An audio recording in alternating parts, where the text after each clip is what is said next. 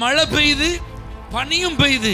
அப்ப இந்த இரண்டும் பூமியிலே ஒரு புதிய விளைச்சலை கொடுக்கிறது. எலியா சொல்லும்போது சொல்ற, என்னுடைய வாக்கின்படியே அன்றி மழையும் பெய்யாது பனியும் பெய்யாது. இஸ்ரவேல் தேசத்துல பனியும் அவர்களுக்கு ஒரு ஆசீர்வாதம், மழையும் ஒரு பெரிய ஆசீர்வாதம். அந்த தேசத்தினுடைய இயற்கை அமைப்பை கர்த்தர் அப்படிதான் வச்சிருந்தார். கர்த்தருடைய வார்த்தை நமக்கு நேரா ஏன் அனுப்பப்படுகிறது? வறட்சியா இருக்கிற நம்முடைய ஆத்மா செழிப்பா இருக்கும்படியா, எல்லா விதமான வளங்களும் உள்ளவர்களாய் மாறும்படியாகத்தான் கர்த்தர் தம்முடைய வார்த்தை என்ன செய்கிறார்?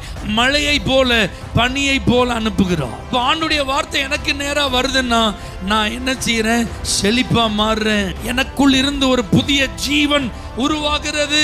எப்படி ஒரு விதை அது முளைத்து இந்த பூமியில் அது ஒரு செழிப்பை மனுஷர்களுக்கு அது கொடுக்கிறதோ, அதை போல எனக்குள் ஏதோ ஒரு புதிய காரியத்தை தேவனுடைய வார்த்தை உருவாக்குகிறது.